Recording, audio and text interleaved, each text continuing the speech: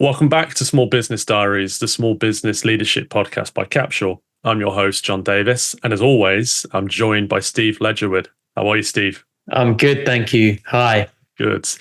So today we've got a really awesome episode for you folks. What we've done is we've interviewed one of our affiliates, Julia Blake of Blake Consultants. She's a CRM and process management consultant, and she set up her own business quite some time ago. And she's worked in the business world before then in lots of different roles, starting off in the banking sector, actually, moving into project management, IT, and then finally ended up as a small business owner. But I wanted to ask you, Steve, on the back of the conversation with Julia, what do you make of her? I love Julia anyway. Just, we've been working together for a few years now. So I've always enjoyed her. I think based on, the conversation we had, I really admire her. And like many of us, life has thrown her a few really big curveballs. She was living in the middle of nowhere, which she hated. I have some experience in that. You want to be in the middle of everything, and living in the middle of nowhere is always hard as a kid. She had to leave school early because she didn't enjoy it too much. She found it really hard getting a job. She talked about, struggling to find her jobs. She had the real hard experience of being made redundant. Those are hard things. And then, really sad about her parents through COVID. So, those things are really big curveballs.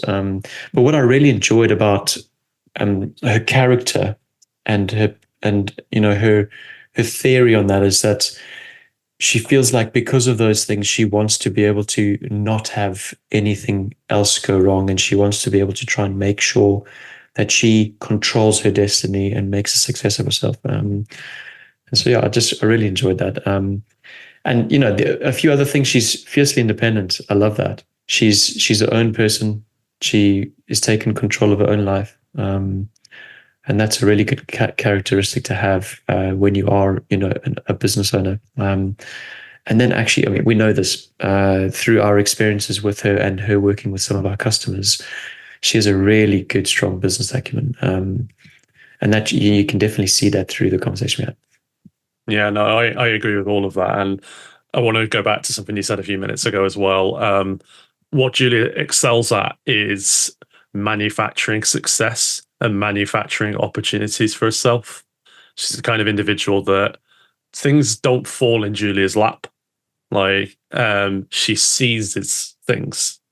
She sees an opportunity and she takes it, and she'll keep going and going and going and going and going. And that was so obvious, to me in the conversations and the story. And I really admired it, to be perfectly honest with you. And I want to ask you another question, actually, Steve. So throughout the conversation we had with Julia, what did you learn from her? I mean, firstly, just, what I said, the curveballs and how she's just, she's gone through that experience and still come out with the determination that she has to be able to succeed. Many people take the other route in life, which is, to not have that fuel your ambition to succeed. But one of the other things that was really interesting, and which is really, something that I really admire, is in most, people that do this, is just you take your experiences and you help other people. She's involved in a community of people that are trying to make it in the world, and she's taking her experience and she's sharing that, and she's trying to support those people in that community to be able to help those people in their business environments. And I feel like that's just amazing. She's investing time instead of potentially growing her business more, because she's heavily invested in this community to be able to help other people. And I really admire that. I think everyone should do that in some capacity. It's very altruistic in a way. I felt that she's there to make money. She wants to make a living, but helping people was just as important as making money. And that became really obvious, from the initiatives, that she started from, just helping the wider business community and offering part of herself, for free. I might add as well, to help other business owners, become successful, and club together, collectively to pool and share, resources, knowledge, and insight during COVID to try and make sense of the catastrophe, the emergency, and the situation they were in. So I didn't meet many people like that. During COVID, I didn't really do much during COVID. Myself, I was just surviving. Really, probably like the most of us. But she was out there and determined, like, not just to help herself and live her life and live her business life to the fullest extent, but also to like be there, to help to other people. So tremendous, I thought. I think you've probably answered my next question by your summary now. But let me ask it anyway. Over to you. What have you learned about, our conversation with Julian? Definitely that bit. But I think the more of this that we do, the more we speak. There's two kinds of business owners, I think. Well, I don't know, maybe my thinking will evolve as we kind of do, go on further. But there's people that stumble across opportunities, and make the most out of them, and then go on to be successful. And then there's the Julias of the world that nothing is given to them. And I've learned that there's pros and cons to each side, for sure. But it was really inspirational, from my perspective, hearing Julia's story, hearing how far she's come as an individual, for sure. And I'm not saying that anyone, can go start a small business.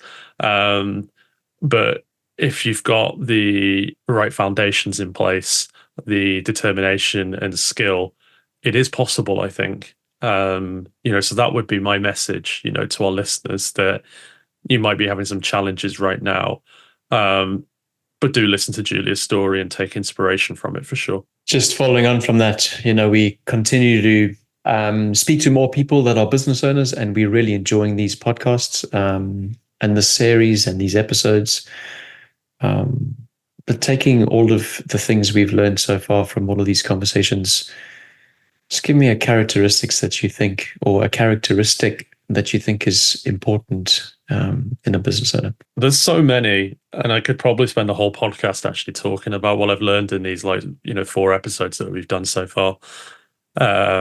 Grit and determination, absolutely. They're characteristics that, any small business owner needs. You're creating something from the bottom up that simply just doesn't exist. And nothing is really going to be handed for you. But I also think that you need to be a visionary. You need to have an unbelievable confidence and ability to foresee and anticipate the future, I think, as well, and have the confidence to believe in your initiative and project, but then simultaneously be ruthless enough to realize when things aren't working quite right, and be bold and brave to make decisions that might not necessarily align with your longer term vision, but might help in the short term as well. So it's like a balancing act, I think, for sure. I think empathy is really important, as a small business owner as well. And it's something that I think that Julia really displayed a lot, during that conversation for sure. And the reason I say that is, if you don't understand where your partners, where your suppliers, where potentially new prospective employees might, their perspective comes from, you're not going to get very far. You need to bring people along in the journey, of your small business. And if you're not displaying, that empathy, I don't think you're going to get very far, right? As a small business owner, if I'm being perfectly honest. I want to ask you, Steve, actually. So another thing that's really important for small business owners is admitting when you got it wrong, when you haven't quite got it right. And I thought Julia actually had a really interesting point about her journey as a small business owner. One of the biggest mistakes that she made, she kind of gave us a half-assed answer initially when she talked about a situation in the banking industry early on. But when we got down to the real crux of the matter, she talked about like how hiring her first person turned out to not quite work out for her and for the individual in question. And when we dove deeper into that, I got the sense she really regretted it. And I won't spoil why she regretted it. We'll leave that to the podcast. But with that being said, Steve, what do you think is the biggest mistake that you've made in your career? I can't answer that. There's too many to count. Really. I mean, one of them was hiring someone that thought I was an Australian. And for anyone listening to this podcast, go speak to a person called Tom Parker. You'll figure it out. He may hate me for saying that. I love him, by the way. We're still great friends. But, that was a hard and difficult, time in our relationship. But I still make mistakes daily. I really do. There's never a day where I look in hindsight and thought, oh, maybe I could have said that differently, or maybe I could have made that decision differently. But I suppose what I have learned is taking those mistakes personally is not the right answer, but rather just learning from them, and then trying to be a better person or a better self, or make more informed decisions in the future, I think is the best approach. We're human, so that's what business owners are human, and they don't see all the angles. They just make a decision based on what they see in front of them, or what they can potentially see in the next phase or growth of the company's journey. I want to ask you something actually that you just touched on very briefly, and it's that kind of dichotomy between when you make a mistake and being self-critical. As a small business owner or as a CEO, sometimes what I struggle with personally is I really beat myself up about my mistakes, and it hurts and it crushes me sometimes, actually, if I'm being completely honest. What's the right blend of being self-critical enough to learn versus like not being overly critical and not impeding your success? I mean, you're asking someone who doesn't get it right. I think I get it more right now than I did. When I first started on my professional journey, everything I took everything very personally, so much so that it was a detriment to my health. There's still things where I say like, Steve, what an idiot. Really, like that's just a silly decision or an answer to a question or whatever it may be. But I think I stall, or I harp on it less than I did before. I still have the emotion of, wow, that's a bad decision or a bad answer. And I go through those emotions of, wow, why would you do something like that? But they're short and sharper than they were before. And I can really transition from feeling ashamed, guilty, annoyed, to, okay, what can I learn from it? And so I think that's probably, through experience, the best thing that I'm learning now, which is, it's just another day. Tomorrow will be another opportunity to rectify that and, build a bridge or balance out those decisions. It's a great answer, Steve. Thank you for that. I'm sure it'll be very helpful for our prospective business owner listeners. Anyway, I think that's quite enough from you and I. Let's get straight into the episode. So, Julia, thanks for coming onto the podcast and talking to Steve and I. I just wanted to ask you my first question, and that's, who are you? Such a good question. Can I just say thank you so much for inviting me? Excited to be here. A little bit nervous, but excited to be here. And who am I? That's a big question, isn't it, to start off with, but a really good one. So I'm Julia Blake, and I run Blake Consultants. And I'm a mum of 3 boys in their early 20s. I grew up in Somerset. That Somerset experience, Glastonbury, Stonehenge, being in Wiltshire, but, West Country lass has just really shaped actually who I am. So yeah, that's who I am. Hang on. So we got to go step back here. So you just said 3 boys, and I started to sweat. I have 2 boys, and they're young. And they sap most of my energy, but 3 boys. I mean, how did you cope over those fundamental years? I know, it's fascinating because I'm the youngest of 3 girls. and I went to an all-girls school, and that happened. Back in those days when you moved from primary to secondary, you took an 11 plus, which is still in some parts of the country, but they stopped it the year that I was due to take it. And my two older sisters had gone to an all-girls school because they'd passed 11 plus, and my dad wanted me to have the same opportunity that they had. So I sat the entrance exam and I got in, but I went to an all-girls school. I absolutely hated it, but I went to an all-girls school. I'm the youngest of three girls, and I've had three boys. So, but I'm a really outdoorsy person, and my whole philosophy with boys has been get them out in the fresh air, do sport, not run them ragged, but just get them outside, let them let off steam and feed them. Yeah. We had to learn quick, right? Yeah. Even now at 24, 22 and 20, I mean, their main base is here. They have their own lives. And, my eldest is in the army. My middle one's at uni doing a year out. My youngest is doing an apprenticeship. So this is their base. But they look in the fridge and they go, there's no food. I'm like, there's loads of food. I'm 37 and I still do that, right? Even today, I look in the fridge and I'm just like, what the fuck is in here? That's what I like then. Okay. So I don't think that's going to change.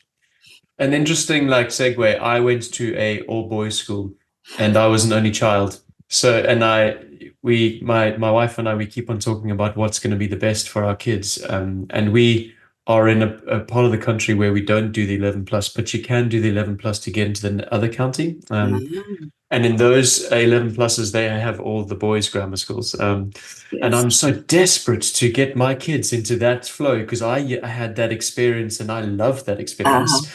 But obviously, my wife, she was also one of three girls, and she had no experience like that at all. And she's like, "Why? I have had no experience or value around that." So yeah, it's just interesting how people are different grown different experiences when they're growing up. It's a big decision, isn't it? We were lucky here to have a great school that the boys just naturally went to. It's very individual and it's a difficult decision. Most decisions as a parent are fairly tough, aren't they? Yeah, I know it already. My little girl's on the way, and I'm already making decisions about her life. Before she's even here. Like what daycare to go to, for instance. That was a big one.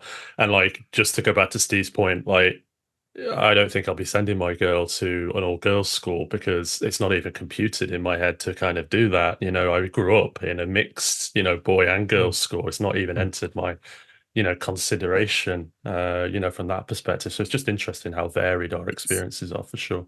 It is. I think it also really depends on the school, not just that it's single sex or mixed, but what the school can offer. So it's a huge decision. But I didn't like school, and I ended up leaving it at 16. Oh well, that's interesting. So let's talk about that. So obviously left school at 16. What did you do next? What happened? But more importantly, why did you leave school at 16? And why did you stop? With education? I just didn't. Well, in those days you could. You were allowed to. I went to work in Lloyd's Bank in Glastonbury. I wanted the independence. Actually, I wanted to earn money, and actually working in a bank was a really good experience.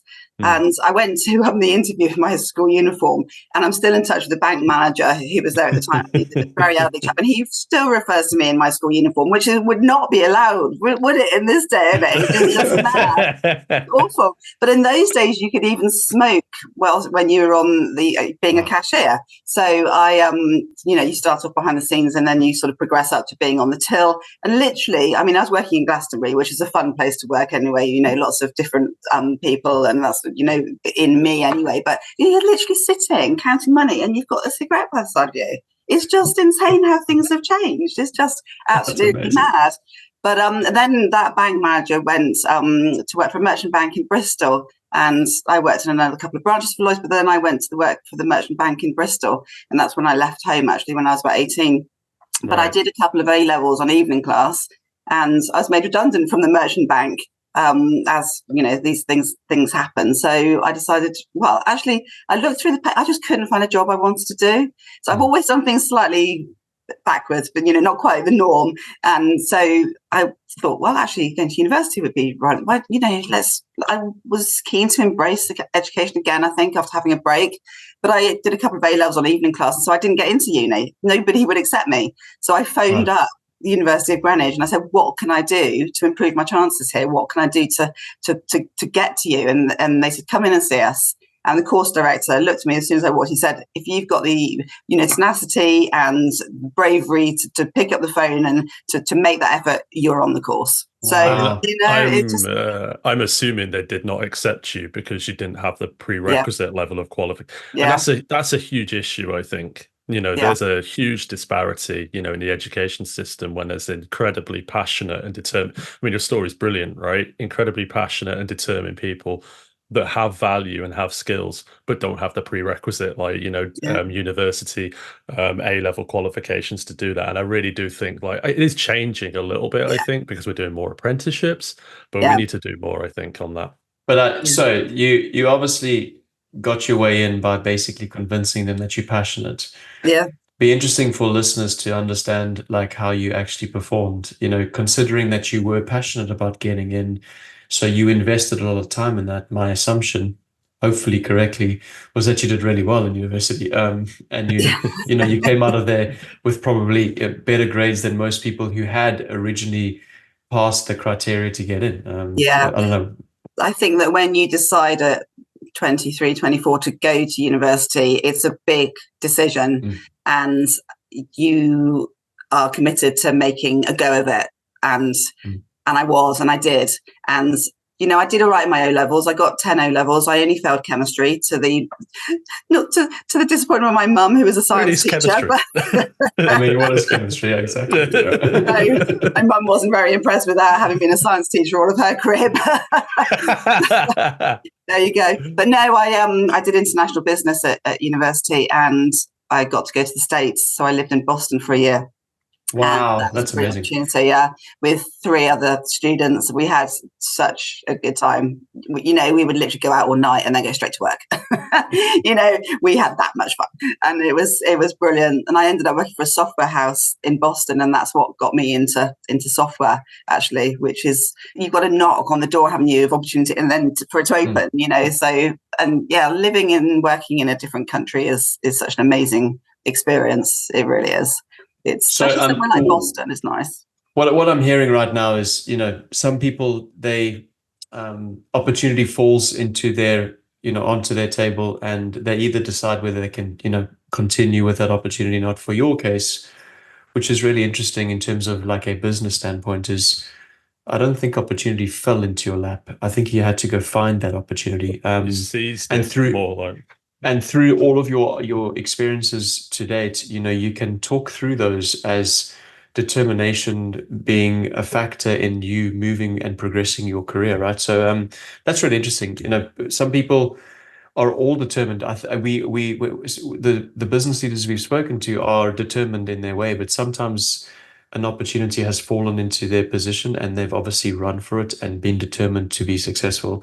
In your case, you've had to move, with your life experiences to be able to get to where you're today. So that's just really interesting, and congratulations to you. Thank you. I think that sort of, I was a really rebellious teenager, and I didn't want to live in the middle of nowhere in Somerset, but we had a small amount of, just a really, really big garden with a little paddock, and we, Dad used to grow vegetables and potatoes, and that has, I've come back to that as well. But his determination, to be out there producing that food for us as a family. And, Mum was a teacher, but she taught children who couldn't go to school, whether they had been expelled or whether they were very ill or they'd had an accident. She taught one boy for an entire year through a bathroom door because he just wouldn't open the door. So she'd pass, the lessons underneath the door and sit on the other side of the door. And Dad was a cheesemaker.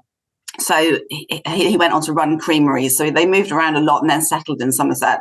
They came from Wiltshire originally, so very West Country. But with Dad's process behind the cheese making. I think that made me understand process, because if you mess up on a process in cheese making, you don't get good quality cheese.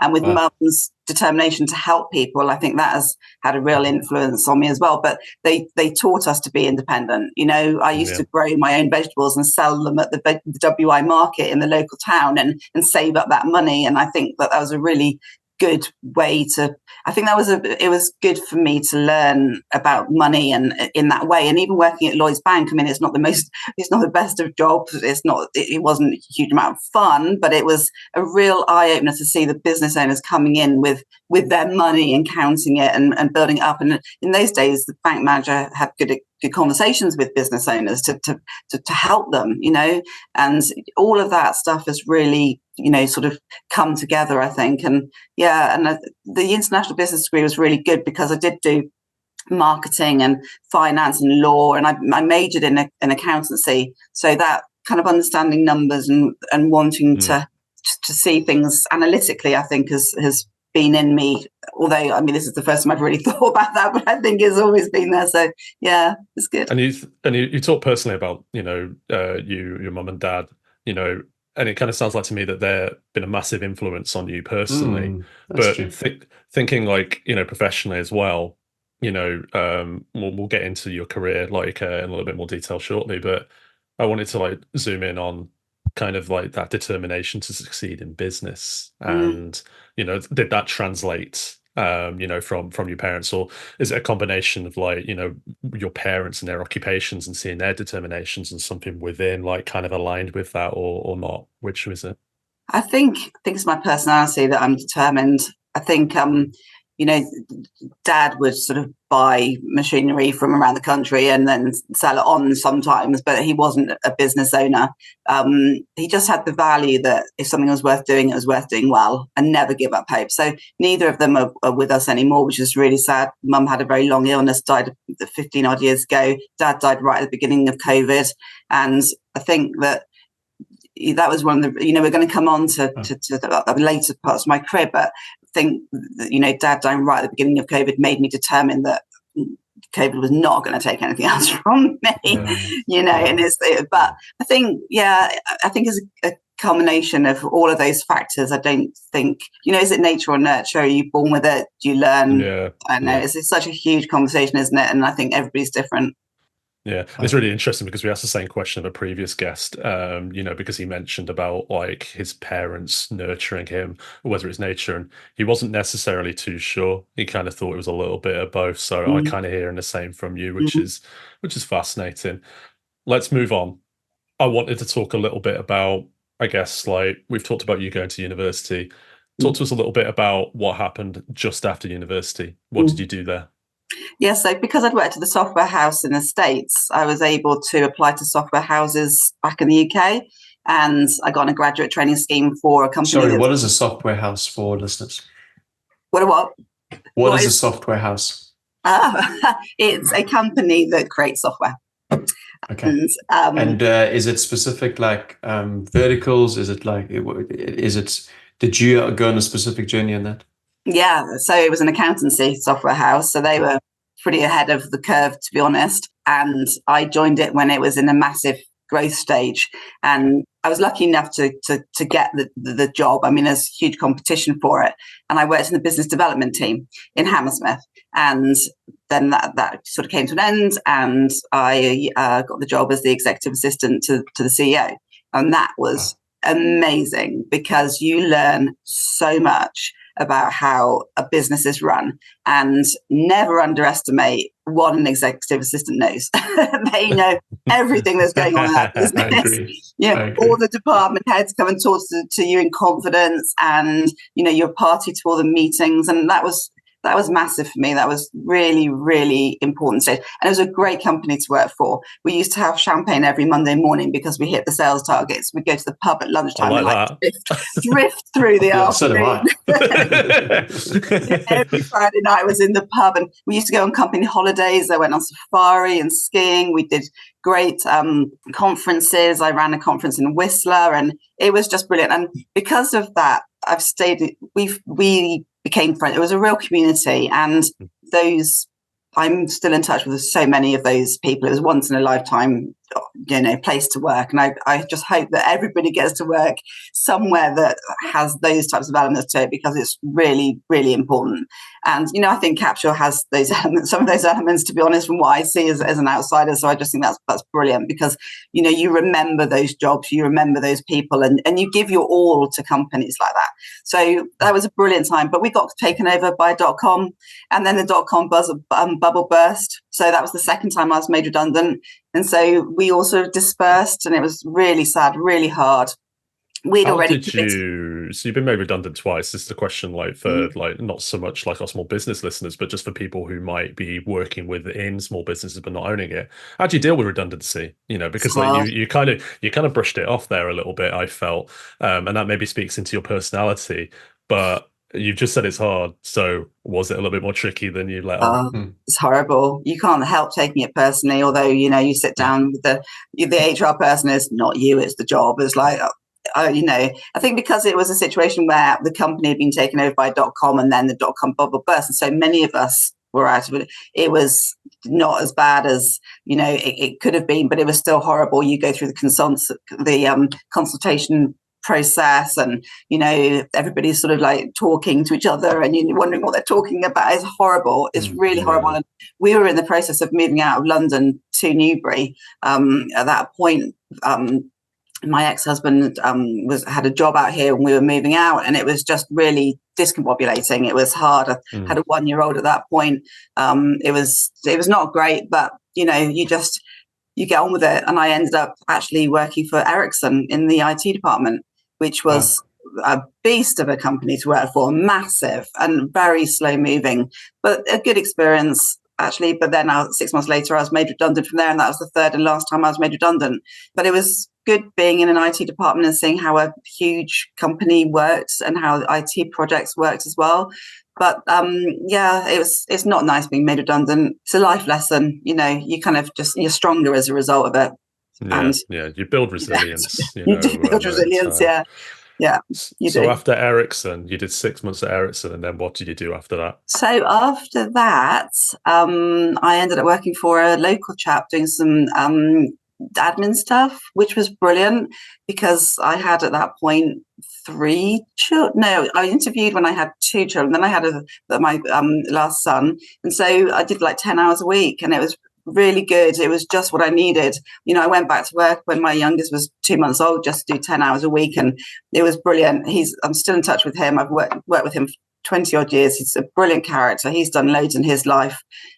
He's the chairman of the JDRF, and he's a real inspiration as well. And it was brilliant. But I was then contacted by some people who I used to work with at the software house in Hammersmith, and ended up working with them. But they wanted somebody to invoice them for the time. They didn't want to employ somebody. So they did a social media platform, like a window into all different social media. So they brought different social medias into a platform.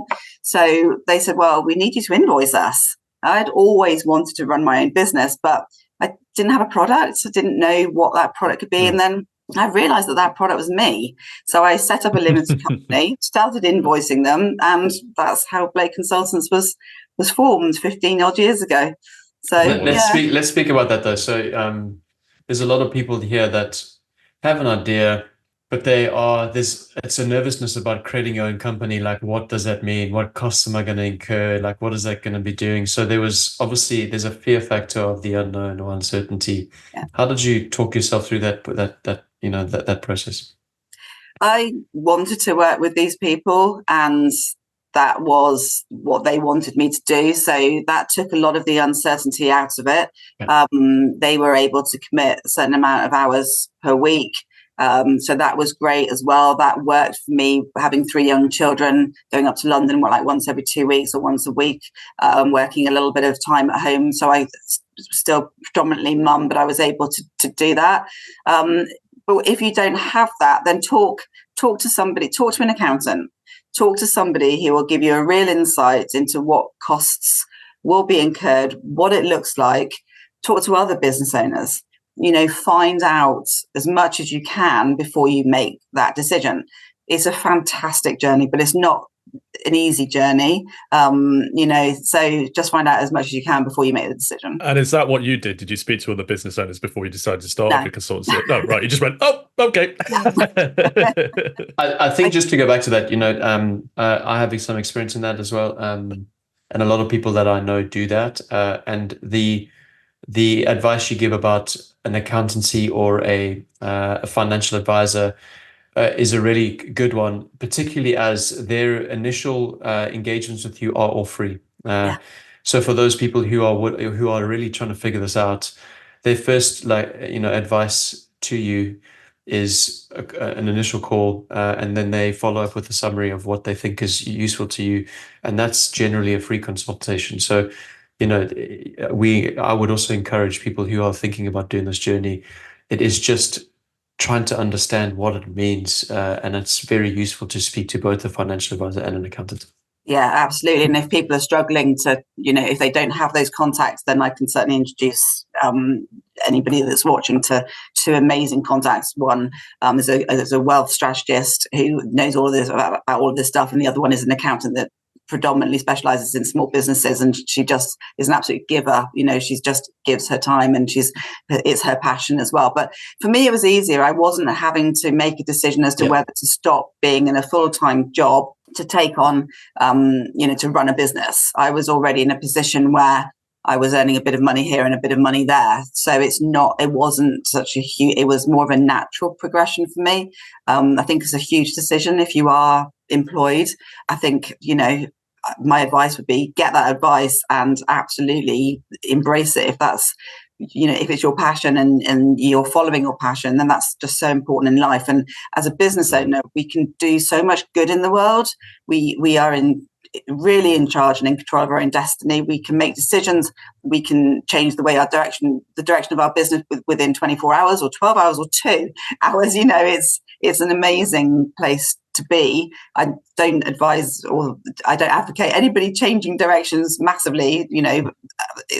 Do have an understanding as to where you want your business to go. Don't be going all over the place, because you'll just be like a ship bobbing along on the ocean and getting carried away by the wind and not having a destination. But we do have that ability to make our own decisions and follow our own path, and that's amazing. It's a real sense of freedom, actually, to be honest.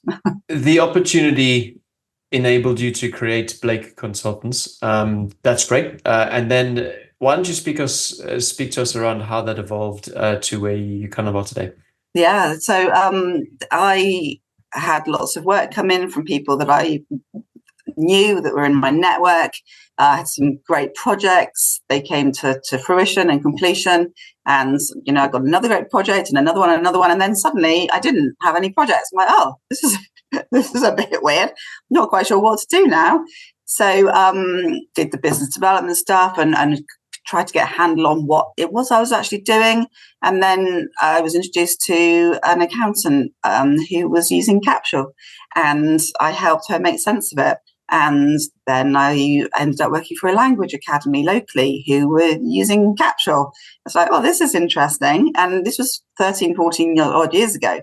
So I did some work for those guys, and I thought the product was great. Did you know much about CRM at that point? Or no, were you a little bit, yeah. But to me, a CRM was client relationship management. That it was something that big companies had. It wasn't something that smaller companies had, because in those days that was more the case. You're talking Salesforce, SAP, big systems.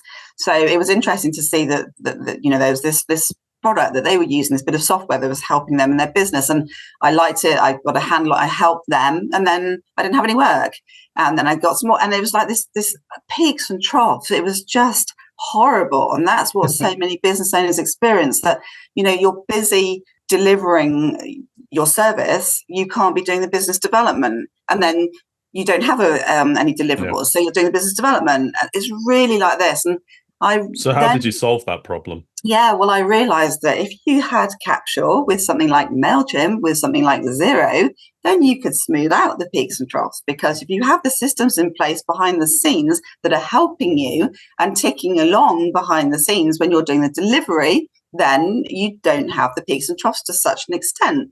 And I realized that, Capsule has a support department, Xero has a support department, MailChimp has a support department, but it's very often the case that it's working out how these systems work together that's important. And it's working out how to translate what these systems do to a business owner in words and sentences and concept they understand. Yeah. That was missing, that it wasn't there. And so I started thinking, well, this is amazing. This is like the Holy Grail. This is the Holy Trinity. This is 3 products that actually business owners need and will help business owners. And so many business owners to feel like they have to do everything. Right. Yeah. You have to wear so many hats. You have to do so many things. And I get the sense that you initially felt like that yourself. But the reality is there are mechanisms there like to help you wear more hats. Right. Or not even wear a hat. Let a robot wear the hat for you. So you don't have to do anything. Yeah, exactly. And, we do wear multiple hats, but I think that's what makes actually being a business owner fun. But there are systems out there that definitely assist with that. And, Capsule is one of those. And it just went from strength to strength. I use Capsule myself and MailChimp and Xero, and now Transponder's in the mix. So I was able to help business owners with knowledge of the systems that I was using.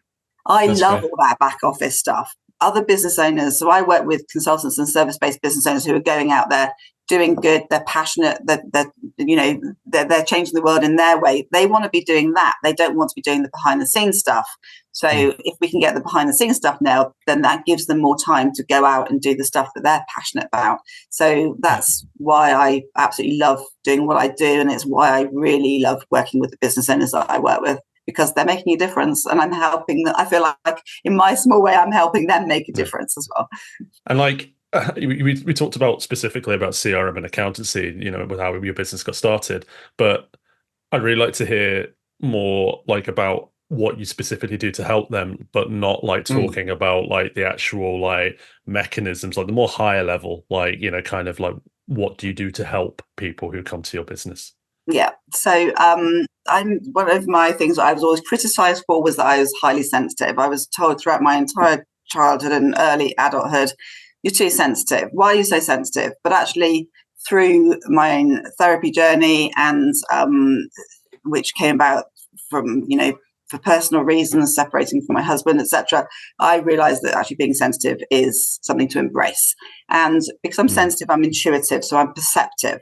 So even when you're on a flat screen like a Zoom or a Teams, you can still see people's pain coming through. You can see where they're struggling, and you can peel away the layers of the onion and try and help them.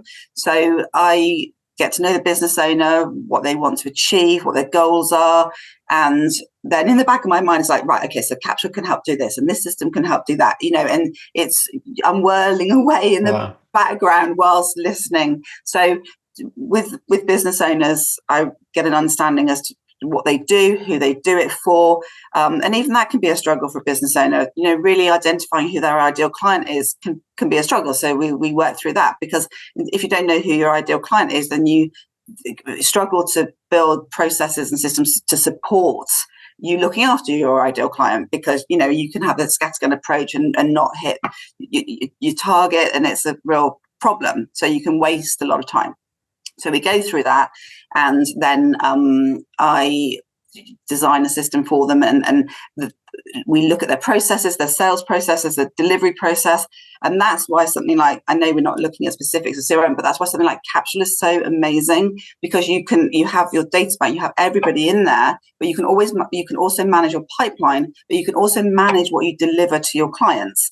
And it's the hub of a business, and it's helping the business owner understand that and see their own processes in there, and it's that eureka moment. They're like, oh my god, I didn't realize I could do that, and oh my god, what we could do that, and that's fantastic, I can see this and I can do that. And it's that eureka moment is what gives me such a buzz. It's seeing how the business owner has been helped, and that's just absolutely empowering. It's just for them, as well for me. And that's amazing, right? That's an amazing, like, outlook on business, right? Because obviously there are lots of motivations for going into business. There are lots of motivations to continue work, but like I get the feel that like obviously you want to, put food on a table and make money, but it's about like genuinely wanting to make like business Just want to owners' help lives. people. Yeah, exactly. And that's a great reason to be in business for. But moving away from like overwhelming like the positive, what I wanted to ask is, you've been in business now for about 15 years with your own business. What sort of mistakes have you made and what did you learn from them? Yeah, I know that's quite hard, isn't it? But embracing mistakes is part of learning, and it's similar to sharing vulnerability. And if you're not ready to share the vulnerability, then you can't truly accept help. So it's the same sort of concept. The biggest mistake I made actually was in Lloyd's Bank.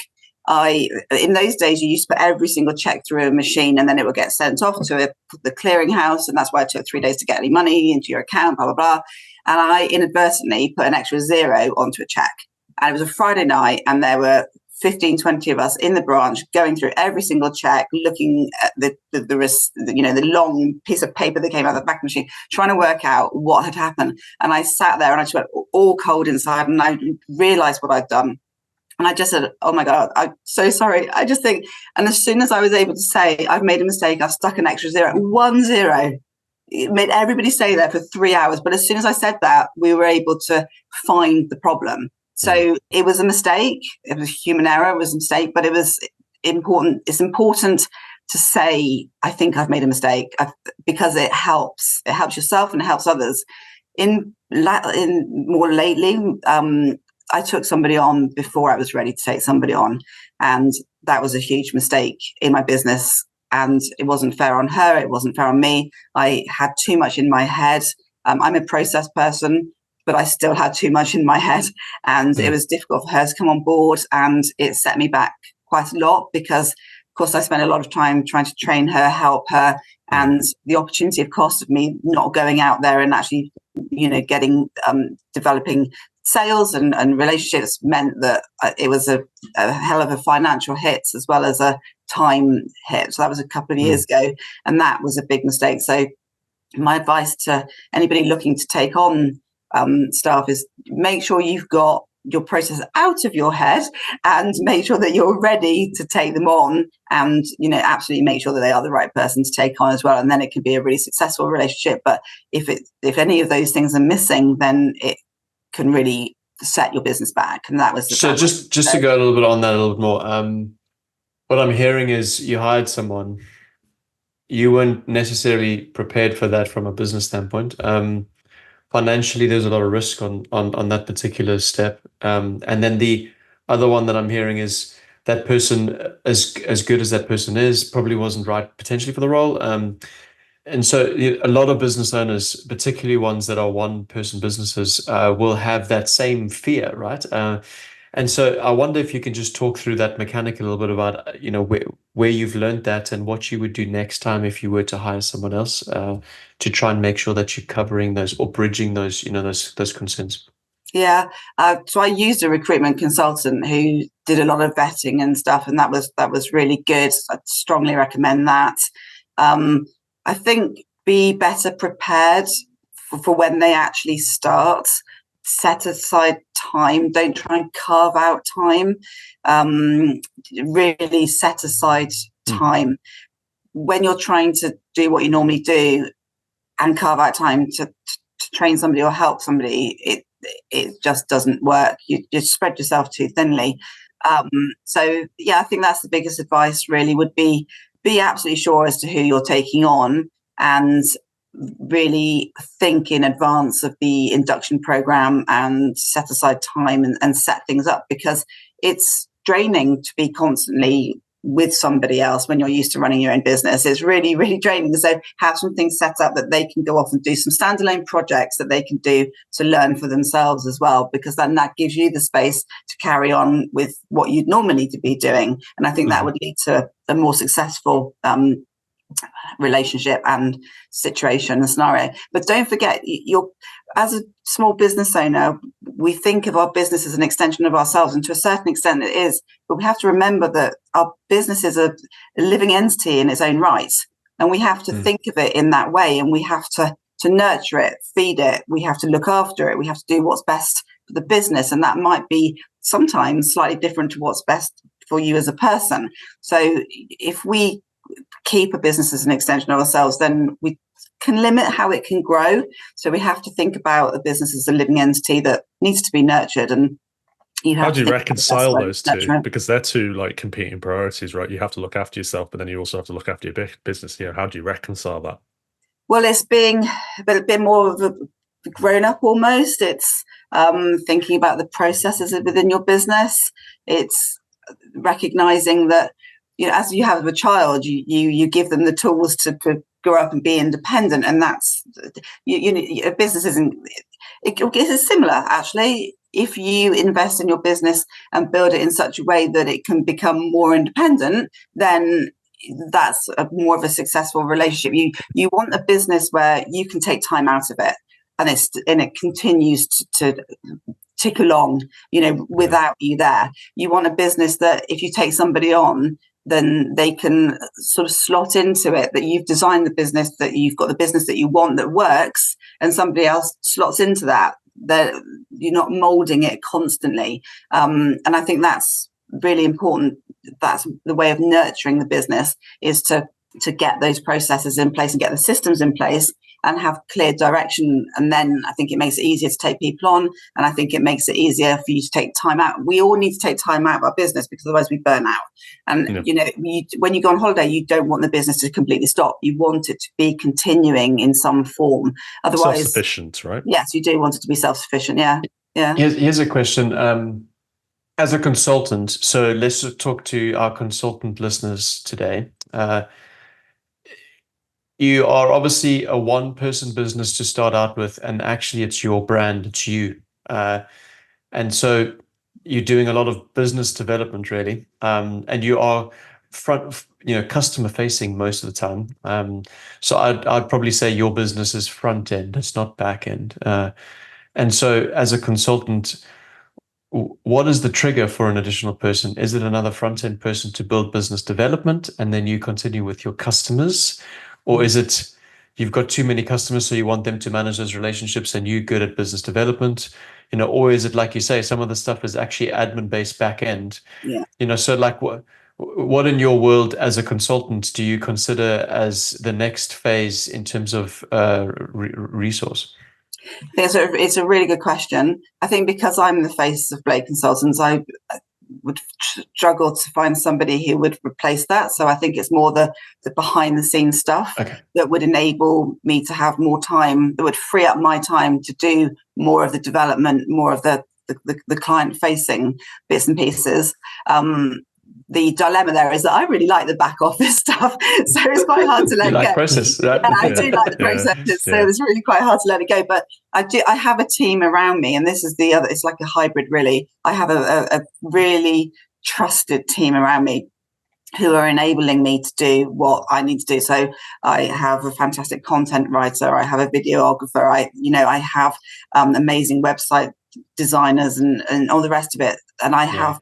The gentleman I work with on data protection, because we also do a lot of data protection work, he's an absolute rock, and I have a mastermind group that's absolutely amazing. They've got my back. There's lots of people that I surround myself with that really do help. But my next hire would be similar to my last hire. The role that I would want would be very similar. It would be to help with some of the tasks that I really don't need to do. I might really like doing them, but I really don't need to do them. And that would free up my time to do other stuff. I think that would be the best scenario. And I think that this is what I often talk about, a CRM being a clone of your best self. If you don't have a CRM at the moment, and you are a consultant, then do consider that, because by having a CRM that is a clone of your best self, it frees up your time. So it helps when you do hire somebody, but it means that you can go on for longer without hiring somebody, because the CRM has got your back because you've set it up with best practice in mind. So you're not thrown off course by the emotion of the actual situation. So that is something that I would advise. And also, when you do take somebody on, if you have a CRM, it's easier to take them on because the processes are already defined, and you can share the contact information and the communication that's going on, and there's lots of transparency, and it's easier to work with somebody when you have that transparency. It saves time. It's way more efficient as well. John, so just on this, I think we're running too close to our kind of session timeline. Should we move on to the next session, unless you've got any specific questions? No, I think let's go into the next section, really, just with the interest of time. What I wanted to ask now is, you've got this Stronger Together, initiative. I'm super excited about this. Yeah, very excited to hear about this. I hear a lot about it. I see a lot on LinkedIn. Just talk to us a little bit about that and tell us how the idea came about for it. Yeah, it's been amazing, actually. It's something that I'm really proud of. So the world was a very different place 4 years ago in March 2020. Everybody knew what was coming, such scaremongering and stuff coming out of mainstream media. And then lockdown happened and everybody went into an absolute tailspin. And I did for about 12 hours. And I thought, stuff this. They weren't my words. I'm not going to, this isn't going to happen. So I contacted a group of people around me who I knew would be good in this type of chaotic emergency situation, which is what it was then. Everybody was just like, oh my God, what's happening? So I had my lovely accountant. I had a former army officer who mental health resilience. I had creativity. I had sales. I had HR. I had digital marketing. I had health and well-being, and I had nutrition. And I brought them all together within 24 hours and brought them all into the same space and invited just business owners to come and ask questions. So I got them all to share their tips for surviving it. And at that point, we thought it was going to be a couple of weeks. Literally, we thought lockdown was going to be a couple of weeks. I'm recorded as saying, how do we survive these next 2 weeks? And they, and then it went on for months, didn't it? Absolutely ridiculous. Yes. And then we continued that. So then every single time something came out from the government, I got an expert in to explain to business owners in words that they would understand what it meant. So it was just, and it went from strength to strength. We did how to survive to thrive, and revive, and it just went on. And over the last 4 years, so then it went into Strong Together get-togethers, and I get an expert in every month, but it's always somebody that's in the community. So we have helped over 5,000 business owners over the last 4 years. Wow, that is amazing. Yeah, through the group, LinkedIn group, there's over 450 business owners on LinkedIn. The meetings, the sessions, the get-togethers, the videos, the recordings, it's just been an amazing journey. You've talked a lot here about like what you've done, right? And you've talked about like how it started, but this is so much. You've given so much of your time and so much of yourself to initiative. Why did you feel like you needed to do this, right? Is it to do with the resilience and the determination that, you've exhibited throughout your career? What is it? For me, it's such a good question. I have a really strong sense of freedom and justice in me. And I did not, for Strong Together in particular, I lost my dad at the beginning of COVID. I was massively ill with COVID, nearly died. My eldest didn't get a commission from Sandhurst because of COVID. My middle one didn't get to do his A-levels because of COVID, didn't get to do that whole completion of school. My youngest didn't get to do GCSEs because of COVID. I was absolutely buggered, excuse my language, you can cut that out if you want, if any business owner was going to be, lose out on this on my watch. And I just have continued with that. And I think it is resilience. It's a middle finger. Well. It's a middle finger, right? It's yeah, a middle it is. Finger I mean, I was was hopeful that you were going to use stronger language because, like, you went through hell, and you come out of that in a really, really good place. But you've obviously built support structures around you to be able to make sure that you progressed in the right way. So, Stronger Together is one of them. You talk about mental awareness, those things. It just sounds like you've tried to create a support structure around you to make sure that you can use those, levers as coping mechanisms to actually help you continue to progress, which is very admirable. Yeah. And like another thing is like, it's incredibly vulnerable, for people to actually go and admit that they actually might need some help, with their business, right? Because as a small business owner, you're taking on an incredible amount of risk to go and pursue something that you truly believe in. Because I don't believe for a second that anyone starts a business just because it's like, oh, it's fun, it's something to do. You do it because these are all the conversations that we've been having. Everyone I spoke to is they believe in an idea, they believe in something. And like what you're giving these people is an opportunity to almost like sense check their belief and support them, like in a way, to help them get more out of themselves, get more of the business, and get input from peers and colleagues as well. And that is such a wonderful thing, I think, that you've achieved. I think the other thing that I think that is relevant here is that not only is a support structure, but it's also a form of accountability to each other, right? So you're holding each other accountable to not just, being negative, going down a spiral that you shouldn't, but also in a specific, tangible and practical way. You're giving people, really good information about how they can be accountable to what they are trying to achieve. So it could be, I don't know, we have to post this many, posts on LinkedIn per week or per month, just encouraging that kind of accountability format that really helps people just understand that they can move forward. Does that make sense? Is that fair? Yeah, it is. It tends to be a little bit more higher level than that. I tend to bring in experts. So we've done AI, digital marketing. Last month was a psychologist. It gives, and then people do sort of splinter off and have that accountability between them, which is amazing. I'm also part of a mastermind group, which gives me that accountability. That's where it's a definite accountability type of group, massively supportive. Strong Together is a community of like-minded business owners who want to help each other, and if they choose to splinter off and have that accountability, then that's absolutely brilliant. And I know that people do that. It's more about sharing knowledge that they just wouldn't get. Where would they get it from? And it's for free. It's all free. So the online sessions are all free, and the experts that come in are within Strong Together, so they're sharing their wisdom. But it's a great community. It's a brilliant community. It can be really lonely being a business owner, and my biggest advice would be find a community. You are the sum of the 5 people around you, so choose very wisely who those 5 people are. But do find your tribe. It's so important to find a tribe. Amazing. I have 2 more questions, and then I think we'll have to wrap. My next question is this: what one thing have you learned from Stronger Together? Yeah, that's a good question.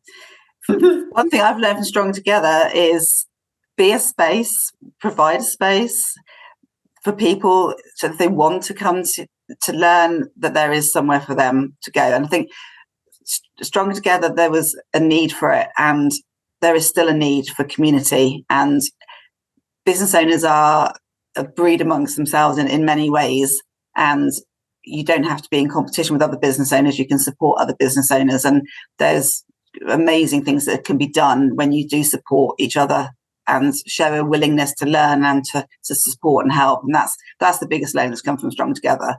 How many people out there want to help other people, other like-minded people, other business owners? That's the biggest learning from Strong Together. It's amazing to see how people gift their time. It's wonderful. It's really wonderful.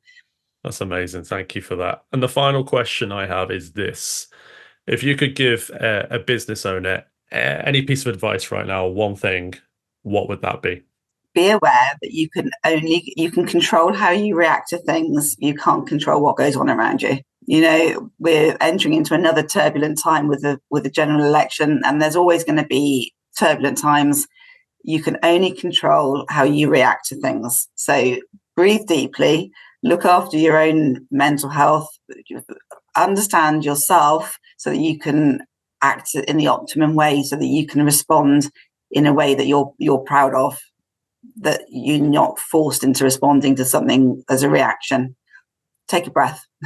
And on that brilliant piece of advice there, I'm going to take a breath. and I'm going to finish the episode. So I wanted to wait. Before we finish the episode, we have to ask one more question. Okay. Julia, you are quite an organized individual and likes process and loves the admin side. To our listeners, would you mind just explaining how long you spent preparing for this session today?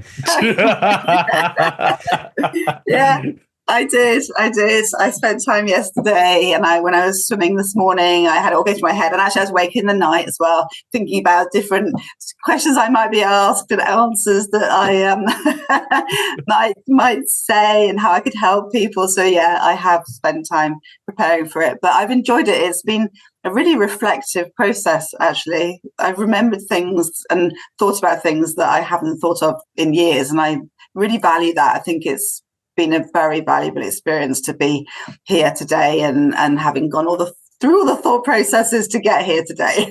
So yeah, I spent a lot of time. It's been a privilege having you. We're very grateful for your time. With that being said, thanks a lot for everyone for listening to this episode of Small Business Diaries. Don't forget to like, favorite, comment, and subscribe. If there's anyone you'd like to see on Small Business Diaries, do let us know in the comments. Do let us know on LinkedIn. And Julia's consultancy, Blake Consultants, will be in the description of this YouTube video. Thanks a lot again, and see you again soon. Thank you. Bye.